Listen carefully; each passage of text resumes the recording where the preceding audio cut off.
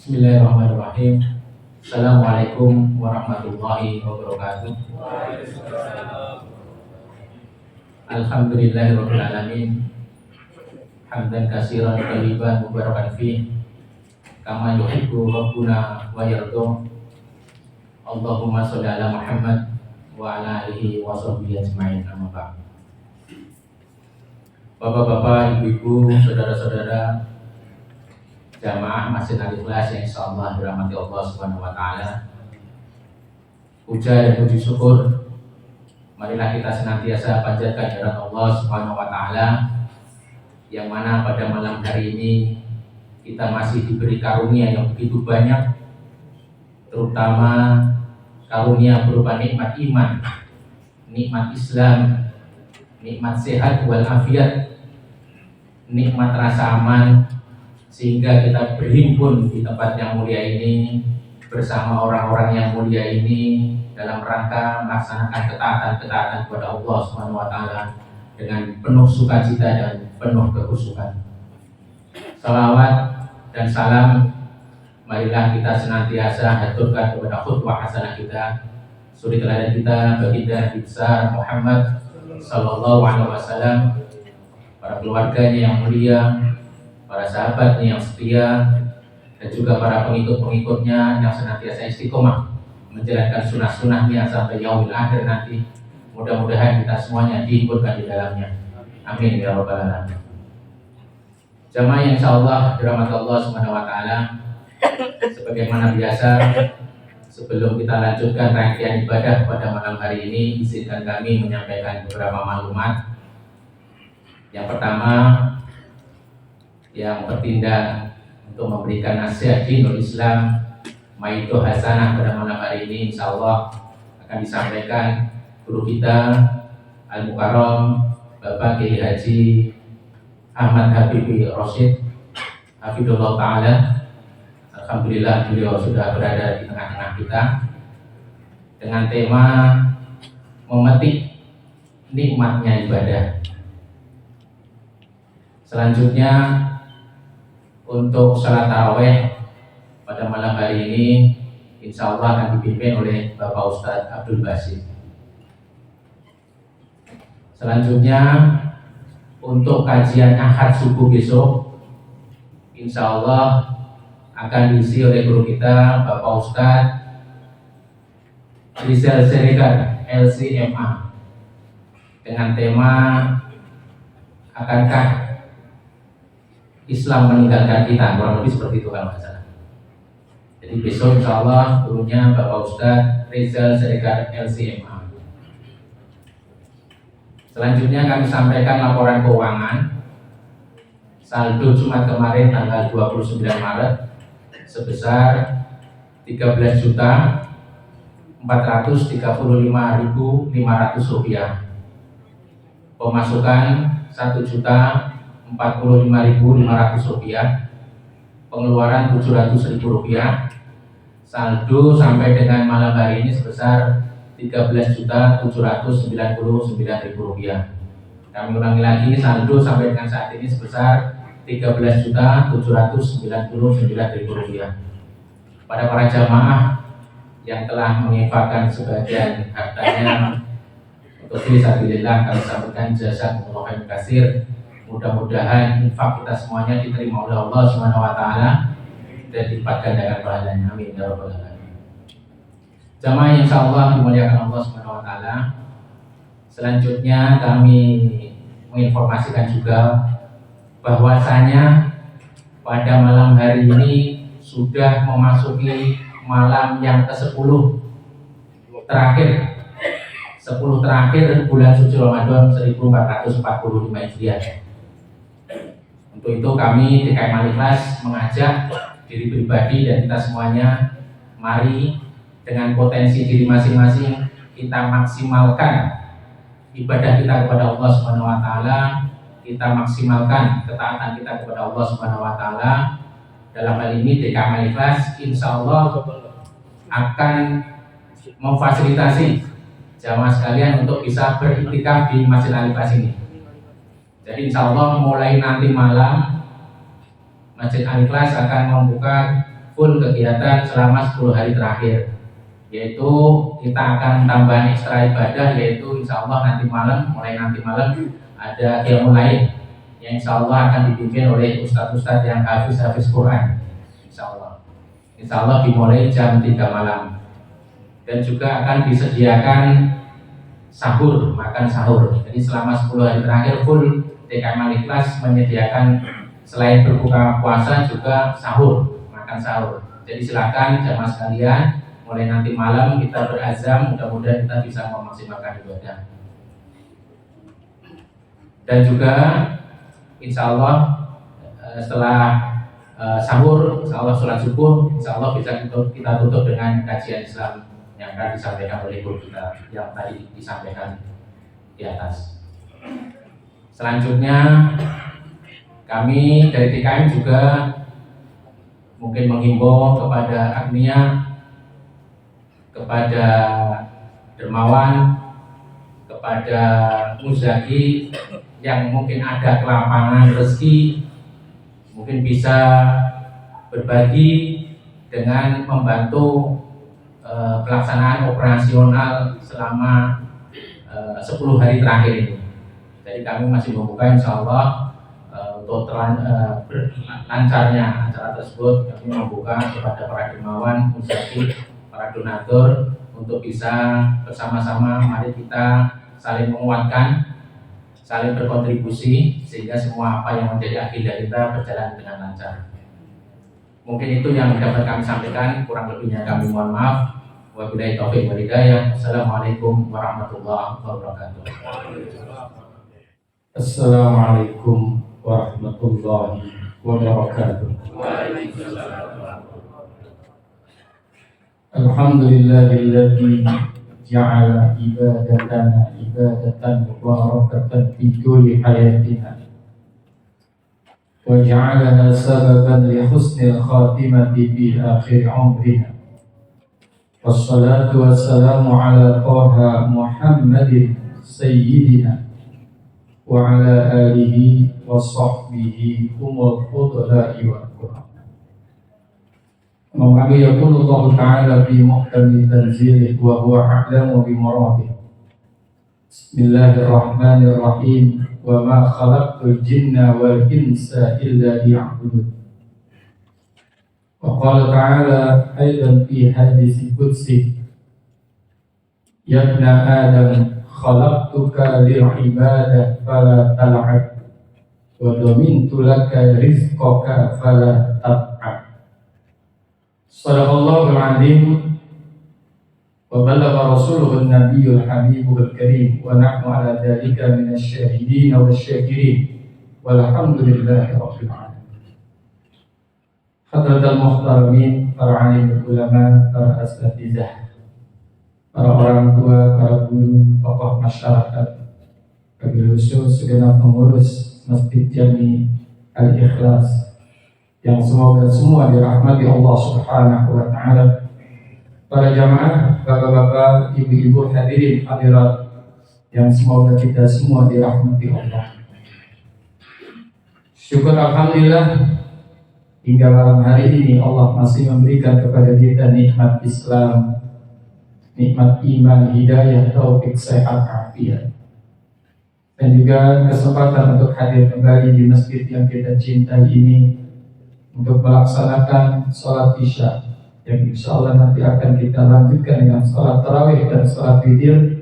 Semoga seluruh ibadah-ibadah yang telah kita kerjakan maupun yang akan kita lakukan semuanya itu diterima oleh Allah Subhanahu wa Ta'ala dan menjadi bagian catatan amal buat kita semua dan bisa menghantarkan diri kita untuk mati dalam husnul khatimah. Ma'asyiral muslimin wal muslimat, hadirin bapak, hadirat ibu jamaah yang dimuliakan Allah. Allah memberikan kepada kita hidup dan kehidupan di alam ini.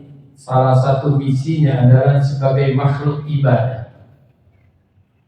Sesuai dengan firman Allah, wa ma khalaqtul jinna wal insa illa liya'budun.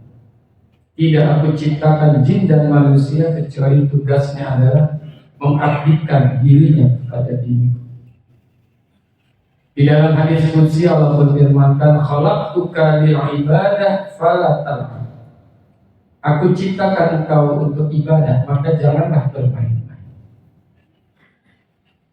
Namun di dalam berbicara mengenai ibadah, kita atau orang itu sering lupa ketika berbicara ibadah menanamkan pada dirinya bahwa ibadah itu bagian daripada kenikmatan. Mestinya kita petik bahwa ibadah itu bagian daripada nikmat. Karena di dalam Qa'iduddin, kaidah-kaidah agama, ada Islam, ada iman, ada ihsan. Ketika berbicara Islam itu bicaranya fikih. Berbicara fikih, pembicaraan bainas sihhah wa ghairus sihhah, antara yang sah dan tidak sah. Ketika berbicara iman, iman itu adalah tauhid, akidah. Berbicara akidah adalah bainal haq wal batil, antara yang hak dan yang batil, antara yang benar dan yang tidak benar. Yang ketiga berbicara ihsan. Ihsan ini adalah tasawuf atau akhlak. Berbicara akhlak atau tasawuf itu bainal laiq wa ghairul laiq, antara yang pantas dan yang tidak pantas, antara yang layak dan tidak layak. Jadi mesti kita memetik bahwa ibadah itu bagian daripada kenikmatan. Apa dasarnya? Hadis Rasulullah SAW, as-salatu rahatul mu'min. Salat itu merupakan kesenangan buat orang-orang yang beriman. Hadis ini tidak berbicara fikih, tidak berbicara akidah, tapi berbicara tentang ihsan. Salat itu roha, kesenangan buat orang-orang yang beriman. Kita memang mesti sah di dalam fikihnya, mesti benar di dalam tauhidnya, tapi mesti nikmat di dalam ihsannya. Maka buat orang-orang yang sudah merasakan nikmatnya ibadah, contoh sholat, itu Allah sediakan, Allah berikan kepada mereka media sholat-sholat sunnah. Karena apabila tidak ada sholat sunnah, terlalu lama nih menunggu dari isya sampai subuh. Kesian buat orang-orang yang sudah merasakan nikmatnya ibadah. Dari isya sampai subuh kurang lebih 8 jam. Maka di situ Allah sediakan ada sholat witirnya, ada sholat ba'diyahnya, ada sholat tahajudnya. Ini buat orang-orang yang sudah merasakan nikmatnya sholat. Makanya Nabi pun sabdakan, as-salatu khairu mawdu'in, faman sya'a ayyastaktsira falyastaktsir. Salat itu merupakan sesuatu yang terbaik yang kau hantarkan untuk Allah. Faman sya'a ayyastaktsira falyastaktsir. Maka bagi siapa saja yang mampu untuk memperbanyak salat, maka perbanyaklah salat.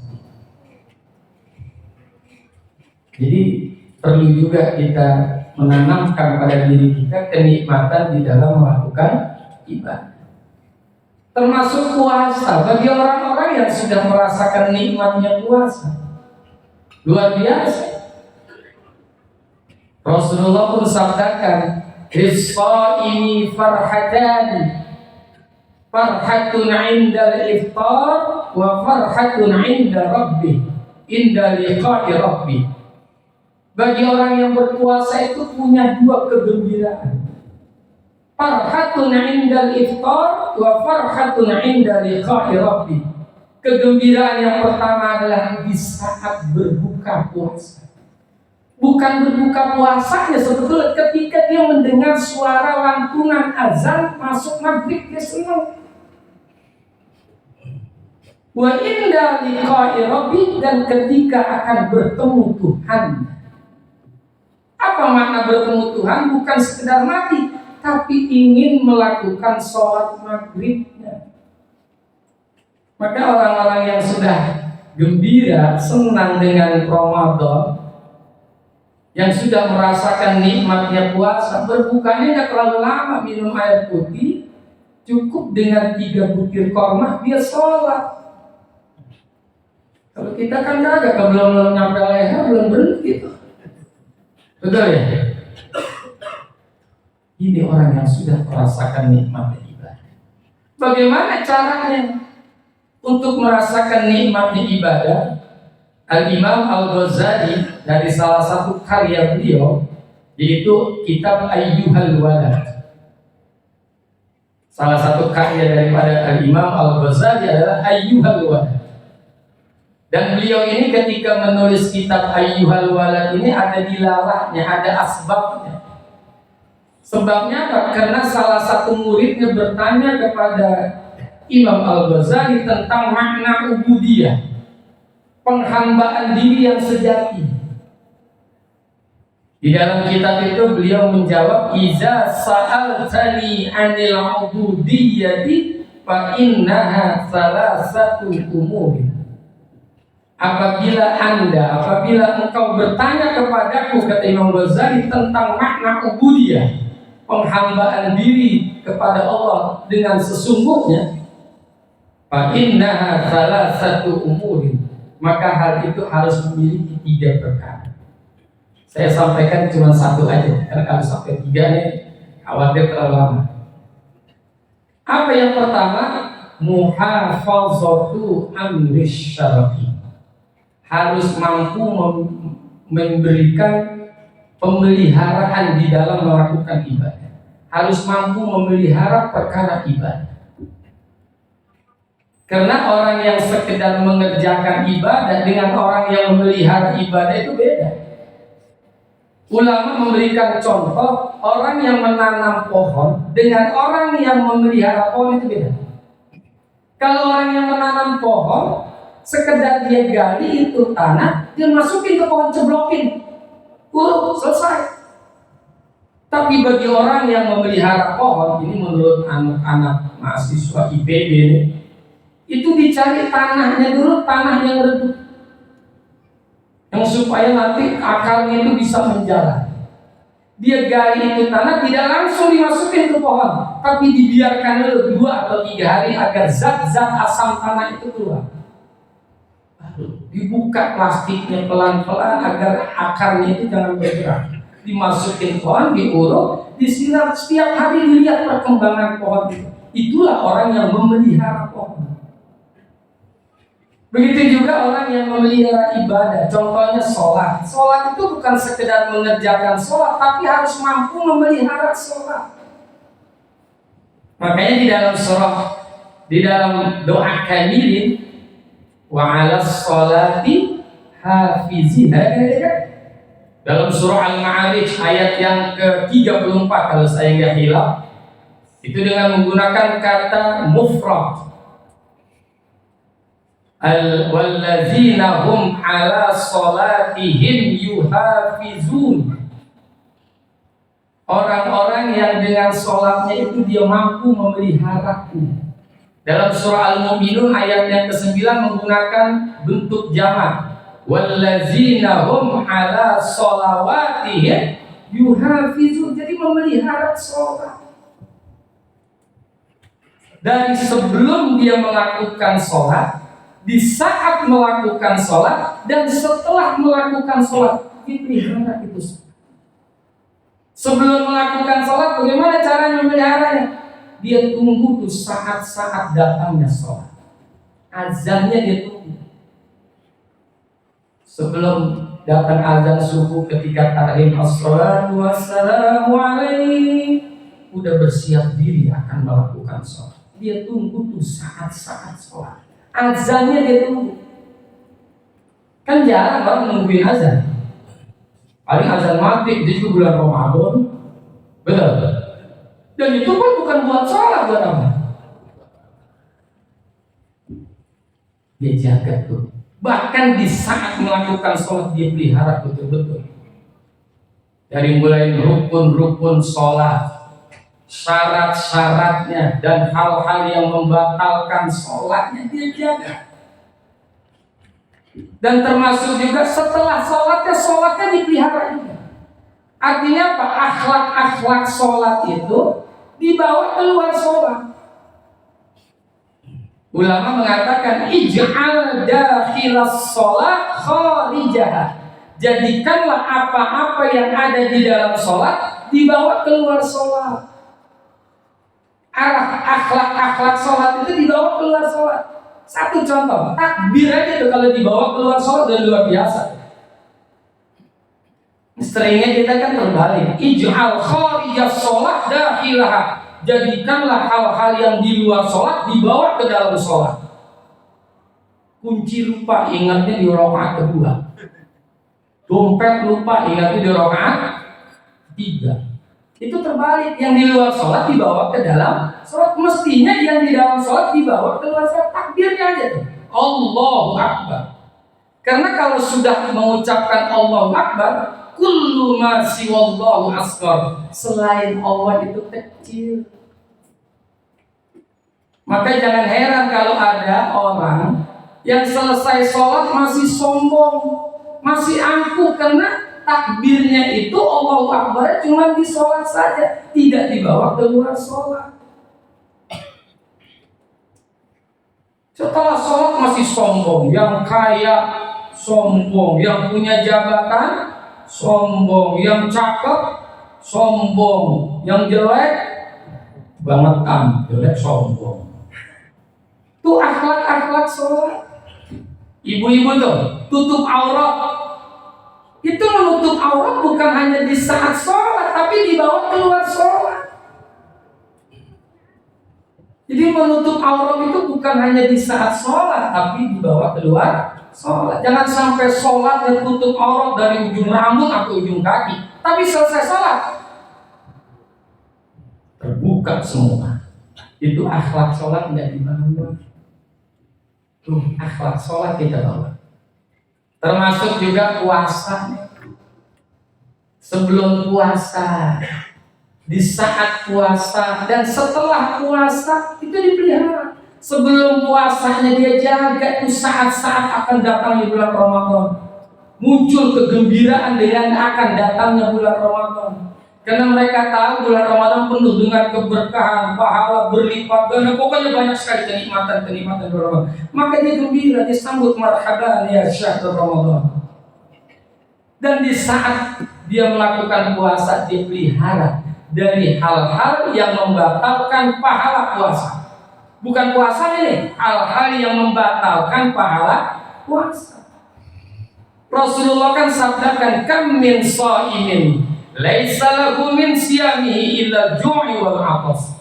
Betapa banyak orang yang melakukan puasa tapi dia tidak memperoleh apa-apa kecuali lapar dan haus saja. Karena dia enggak mampu dan enggak bisa memelihara puasanya. Dan setelah puasanya pun dia jaga. Dia jaga. Maka orang-orang yang sudah merasakan nikmatnya puasa, begitu akan berakhir bulan Ramadan ada kesedihan pada diri. Rasulullah kan sabdakan, "Idza kana akhiru min lailatir Ramadan, bakatis samawati wal ard wal malaikatu musibatan li ummati Muhammadin sallallahu alaihi wasallam." Apabila akan berakhir malam-malam Ramadan, maka menangislah langit dan bumi serta malaikat, karena itu bagian dari musibah bagi umat Nabi Muhammad sallallahu alaihi wasallam. Coba orang kira-kira semakin berakhir bulan Ramadan sedih atau senang kira-kira? Coba jujur aja ya. Dihitungin sisanya doang, dikit lagi lebaran. Nggak ada kesedihan pada dirinya, belum mampu menjaga puasanya. Dan akhlak-akhlak puasa dibawa keluar puasa. Di antaranya apa? Sabar. Dan kita dilatih sabar tuh. Nungguin waktu aja lama. Termasuk nunggu azan maghrib kita dilatih aja 7 jam. Udah 5:30 kita lihat kan ini jarum jamnya nggak naik ini. Apa diperiksa, jangan-jangan baterainya habis kali ini ya. Di depan TV cari ajan yang cepat. Nungguin waktu azan, kita kudu sabar. Itu dibawa keluar sholat dan keluar puasa. Termasuk juga jujur. Jujur itu bagian daripada akhlak puasa. Karena kita melakukan puasa itu bukan karena manusia, tapi karena Allah. Taat dengan Allah. Maka kita jangan jadi hamba Ramadan, kita tetap menjadi hamba Allah. Coba siang-siang nih, jam 1 siang, di rumah anak nggak ada, istri nggak ada. Begitu kita pulang kerja, siang, panas. Di atas meja kita ada timun suri meletak. Mantap nggak tuh? Timun suri udah meletak kan keren tuh. Di sampingnya ada sirup marjan merek, warnanya merah. Di samping meja ada kulkas 2 pintu. Kita buka pintu atas ngebul karena freezer. Kita buka pintu bawah, botol pada keringetan. Orang nggak ada sepi. Coba kita belah kecil-kecil ke timun suri. Masukin ke dalam gelas, taruhin batu es, tuangin sirup, ambil botol, belok. Mantap nggak? Tapi itu tidak kita lakukan. Itu yang halal punya kita loh. Halal, tapi kita tidak lakukan itu. Itu yang halal bisa kita tinggalkan. Bagaimana nanti setelah Ramadan yang haramnya? Harus lebih mampu lagi. Istri kita tuh kan halal kita nikahin. Nisa'ukum harsul lakum fa'tu harsakum anna syi'tum. Istrimu laksana ladang bagimu. Terserah kamu mau datangin caranya bagaimana, bebas. Mau sambil diri, sambil duduk, sambil apa aja boleh. Tapi di saat bulan Ramadan siang hari boleh nggak? Nggak boleh. Itu istri kita halal. Gimana istri orang? Akhlak puasa. Dan dia akan ada rasa sedih. Nanti apakah masih kita datang ke Masjid Al-Ikhlas untuk melakukan sholat berjamaah? Nah ini nih akhlak Ramadan. Dibawa keluar Ramadan. Jangan sampai akhirnya Ramadan berakhir, sholat jamaahnya juga berakhir juga. Itu akhlaknya. Mampu memelihara. Termasuk haji. Mabrurnya haji itu bukan di Mekah, di Madinah, Bapak Ibu. Mabrurnya haji itu bisa kelihatan ketika dia pulang ke tanah air. Kalau ada orang rajin ibadah di Masjidil Haram, di Masjidil Nabawi, oh jangan heran, atmosfernya mendukung, nuansanya sangat mendukung. Kita lihat orang-orang Indonesia yang tinggal tempatnya jauh, Bahutma, Ajizia, Jadwal, Taisir, itu berangkat sholat subuhnya jam berapa coba? Jam 2. Udah berangkat. Yang dekat-dekat di Mispala, jam 2:30 udah berangkat. Karena berangkat 3:30 udah nggak bisa masuk ke dalam Masjidil Haram. Paling sholatnya pelataran, betul? Sama Masjid Al-Ikhlas kita berangkat 3:30 nggak bisa masuk juga. Mesti dikunci kalau di sini ya. Makanya orang-orang yang punya pondok, punya hotel di sana itu kan banyak orang Pakistan, ada orang India, ada orang-orang itu kagum dengan orang-orang Indonesia. Pecinya kan kelihatan hitam. Jalan ke masjid jam 2, jam 2:30. Yang jagain hotel bilang, "Ajib, Indonesia ajib, luar biasa. Berangkat jam 2, jam 2:30. Dalam hati saya, lu belum lihat jualannya sih. Jualannya begitu kan gak kira-kira? Nah, ini nih. Jadi ibadah itu rasakan nikmatnya dengan cara kita memelihara ibadah tersebut. Jadi kita belajar dan mencoba bahwa diri kita ini ada kenikmatan melakukan ibadah. Orang yang sudah merasakan nikmatnya ibadah, sholat fardu saja nggak cukup. Puasa Ramadan saja nggak cukup. Ibarat orang makan, di atas piringnya tuh masih ada sesuap, 2 suap, udah ngedok lagi. Ketika kita tanya, kenapa ngedok lagi Pak? Ya Allah, makan nikmat banget. Begitu juga orang yang sudah merasakan nikmat ibadah. Sholat fardu 5 waktu itu nggak cukup. Karena ada orang yang sholat fardu 5 waktu. Ada juga yang sholatnya sewaktu-waktu gitu, ada. Sholatnya sewaktu-waktu kalau lebih susah sholat gitu. Itu namanya sholatnya sewaktu-waktu. Kita alhamdulillah masih melakukan sholat 5 waktu. Jangan sampai sholatnya sewaktu-waktu. Itu nggak cukup ditambah dengan sholat sunnah. Ramadan nggak cukup ditambah dengan Senin Kemis, ditambah dengan Yaumul Bid, ditambah lagi puasa sunnah yang lain. itu orang yang sudah merasakan nikmatnya ibadah. Nah, mudah-mudahan Allah berikan kepada kita istiqamah di dalam melakukan ibadah, dan Allah berikan kepada kita kekuatan di dalam melakukan ibadah, dan tertanam di dalam diri kita kenikmatan melakukan ibadah. Terima kasih atas perhatiannya. Mohon maaf apabila ada kekurangan. Hadallahu iyyakum ajmain. Wassalamualaikum warahmatullahi wabarakatuh.